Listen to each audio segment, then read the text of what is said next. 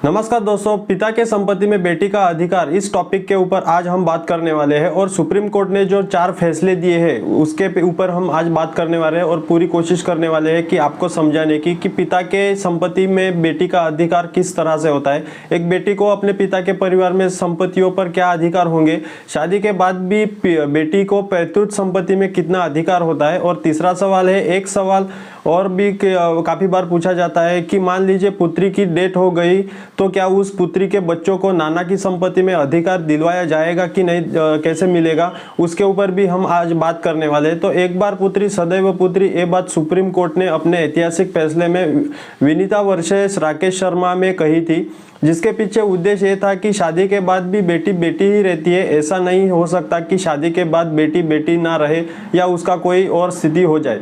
Supreme court के ऐसा कहने के पीछे क्या कारण था, एक बार पुत्री सदैव पुत्री का सही मायने में अर्थ क्या था और एक बेटी को अपने पिता के परिवार की संपत्ति में क्या अधिकार होते हैं। आज के वीडियो में इन्हीं बातों के विषयों में चर्चा करने वाले हैं। आज के वीडियो का टॉपिक को इस टाइप से समझाने की कोशिश की गई है कि आपके सारे सवालों का जवाब इन वीडियो में मिल सके, इसलिए वीडियो को लास्ट तक देखना, जरूर देखना। और अगर आपने चैनल को अभी तक सब्सक्राइब नहीं किया है तो अभी कर लीजिए ताकि ऐसा ही लीगल जानकारियां अपडेट आप तक पहुंच सके।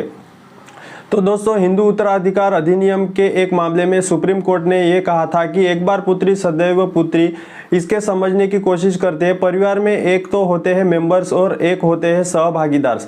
परिवार का हर सदस्य मेंबर है, लेकिन सहभागीदार केवल वो होते हैं जिसको जो सदस्य का परिवार की जिस संपत्ति रहते है उसको हिस्सा प्राप्त करने का अधिकार होता है। 2005 के संशोधन के पहले की स्थिति ये थी कि लड़कियां परिवार का सदस्य तो थी लेकिन सहभागीदार नहीं थी, क्योंकि ये माना जाता था कि लड़की की शादी के बाद में उनका परिवार उनका ससुराल होता है। लेकिन बात करें लड़कियों की तो प्रॉपर्टी राइट की, तो शादी के बाद मायके की पैतृक संपत्ति में लड़की को वैसे ही अधिकार नहीं मिलता था और ससुराल में तो लड़की को वैसे भी प्रॉपर्टी राइट्स नहीं होते थे।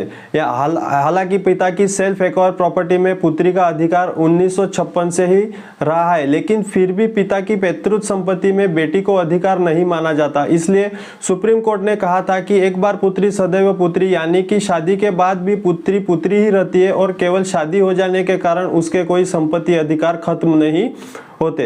दोस्तों, पिता के पास 2 टाइप की संपत्ति होती है। पहली संपत्ति होती है सेल्फ एक्वायर्ड प्रॉपर्टी, जो पिता ने खुद से कमाई होती है, उन्हें वसीयत या गिफ्ट से जरिए मिली होती है। दूसरी होती है पैतृक संपत्ति, पिता के दादा परदादा के टाइप से यानी पीढ़ियों से चली आ रही है। जो संपत्ति पिता ने कमाई है यानी कि उनकी सेल्फ एक्वायर्ड प्रॉपर्टी है, सेल्फ एक्वायर्ड कैटेगरी में वो है, उसे अपने जीवन काल में विल, गिफ्ट या किसी टाइप से ट्रांसफर करने का लिए सक्षम होते हैं, यानी अपने जो पिता रहते हैं वो सक्षम होते हैं। लेकिन जो संपत्ति उन्हें जो पैतृक संपत्ति के रूप में मिली है, उस संपत्ति पर पिता के आगे की पीढ़ी के का भी यानी बेटे या बेटी का भी अधिकार होता है। 2005 के संशोधन के पहले व्यवस्था ये थी कि पिता की सेल्फ एक्वायर्ड प्रॉपर्टी में तो बेटा बेटी और पत्नी तीनों को अधिकार मिलता था, लेकिन जो संपत्ति का पिता का पैतृक संपत्ति के रूप में मिली है उस संपत्ति में बेटी का अधिकार नहीं होता था। जबकि 2005 के संशोधन में बेटियों को भी बेटों के बराबर अधिकार दे दिए गए हैं और अब बेटियों का भी अधिकार पैतृक प्रॉपर्टी में यानी पैतृक संपत्ति में भी बेटों के जैसा ही उसको मिलने लगा है। हिंदू उत्तराधिकार अधिनियम 2005 का जो संशोधन हुआ था उसमें संशोधन में लागू करने की तारीख 9/9/2005 रखी गई थी और इस तारीख के कारण काफी कंफ्यूज क्रिएट हो गया। इस संबंध में वर्ष 2016 में भी सुप्रीम कोर्ट के सामने प्रकाश वर्सेस फूलवती का मामला आया था। इस डेट का डिस्कस किया गया है, जिसने सुप्रीम कोर्ट को दी 2 जजेस की बेंच ने अपना मत दिया था। 9/9/2005 से एक्ट लागू होने का मतलब यह था कि 9/9/2005 को पिता जीवित होना जरूरी है। यहाँ पे बहुत लोगों का कंफ्यूजन होता था दोस्तों, तो अगर आपने ये वीडियो पूरा देखा तो आपको पूरी जानकारी मिलने वाली है और वीडियो आपको अच्छा लगे तो जरूर लाइक करना। अगर पिता की डेथ 9/9/2005 के पहले हो चुकी हो तो इस स्थिति में पुत्री को परिवार की पैतृक संपत्ति में हिस्सा दिलवाया जा सकेगा। फिर 2018 में एक मुद्दा फिर से सुप्रीम कोर्ट को सामने आया जो धमन्ना वर्सेस अमर का केस था, उस मामले में भी सुप्रीम कोर्ट ने के 2 जजेस की ही बेंच पिछले निर्णय को सही ठहराते हुए कहा कि 9/9/2005 के संशोधन लागू होने का ये मतलब नहीं है कि 9/9/2005 को पिता जीवित होने पर ही पुत्री को अधिकार दिलवाया जाएगा, अन्यथा नहीं दिलवाया जाएगा। और उस निर्णय में यह भी कहा था कि 9/9/2005 के पहले भी पिता की डेथ हुई है तो लड़की को पैतृक संपत्ति में से अधिकार दिलवाना चाहिए।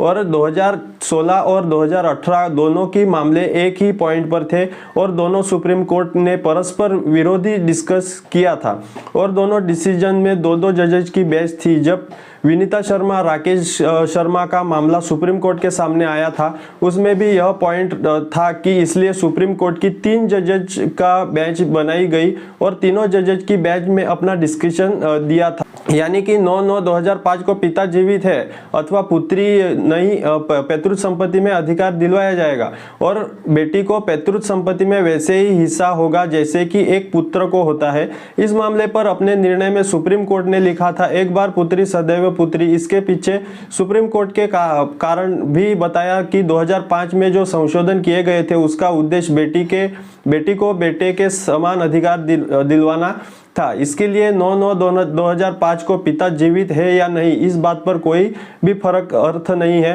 रह जाता। ये है दोस्तों कि सवाल यह पर ख़त्म नहीं हो जाते क्योंकि इसके बाद भी एक सवाल उत्पन्न होता है कि अगर इस अधिनियम में जो संशोधन हुए उसके लागू होने के पहले ही परिवार की संपत्ति का आपस में विभाजन कर दिया गया है या फिर अन्य किसी सोर्स से ट्रांसफर कर दी गई है, तो उन ट्रांसफर पर या उस विभाजन पर संशोधन का क्या प्रभाव पड़ेगा। तो इसका जवाब है संशोधन अधिनियम में दिए हुए है कि 20/12/2004 के पहले इस प्रकार की संपत्ति का कोई ट्रांसफर हुआ है या विभाजन हुए हैं तो उन पर इस संशोधन का कोई प्रभाव नहीं माना जाएगा। लेकिन अगर इस तारीख से पहले परिवार में विभाजन नहीं हो सका है तो उस परिवार का पैतृक संपत्ति में पुत्री का बराबर ही अधिकार माना जाएगा। एक सवाल और भी काफी बार पूछा जाता है कि मान लीजिए कि पुत्री की डेथ हो गई है तो उस पुत्री के बच्चों को नाना की संपत्ति में कितना अधिकार दिलवाया जाएगा या नाना के परिवार की संपत्ति में अधिकार दिलवाया जाएगा। तो इस सवाल का जवाब बहुत ही सीधा सरल है। संशोधन का उद्देश्य यह था कि बेटे की बराबर बेटी का अधिकार समान हो जाए। जब किसी परिस्थिति में बेटी की डेथ हो जाती है तो बेटी के बच्चों को पैतृक संपत्ति में अधिकार मिलता है तो फिर बेटी के बच्चों को अधिकार वैसे ही मिलेगा, यानी कि बच्चे अपने नाना के परिवार की जो संपत्ति रहती है उसमें हिस्सा प्राप्त करने के अधिकार माना जाएंगे। और काफ़ी लोग ये भी पूछते हैं कि संशोधन में बेटी को अधिकार पर क्या प्रभाव पड़ेगा, यानी जो बेटा है उसके अधिकार के ऊपर क्या प्रभाव पड़ेगा। तो टेक्निकली तो कोई प्रभाव नहीं पड़ने वाला है क्योंकि बेटी को भी इसमें हिस्सा मिलना ही है। तो बेटे का हिस्सा जो है उसमें कुछ कम थोड़ा हो सकता है, यानी जो बेटे का हिस्सा है उसमें अनुपात में कुछ कम जरूर हो जाएगा, यानी उसका हिस्सा है वो जरूर कम हो जाएगा। तो दोस्तों आपको जो मैं अभी 4 टॉपिक समझाया, जो 4 कोर्ट का निर्णय समझाया, उसमें आपको क्या अगर सवाल बाकी है, कुछ छूट गया है तो जरूर कमेंट में लिखना। आपका जो सवाल रहेगा वो भी कमेंट में लिखना और अपना वीडियो आपको अच्छा लगा हो तो जरूर लाइक करना और चैनल पे नए आए हो तो जरूर सब्सक्राइब करना ताकि ऐसे ही इंटरेस्टिंग वीडियो और नॉलेजफुल वीडियो आप तक पहुंचते रहे। तो चलो दोस्तों, वीडियो देखने के लिए धन्यवाद। अगले वीडियो में मिलते हैं, तब तक के लिए जय हिंद, जय भारत।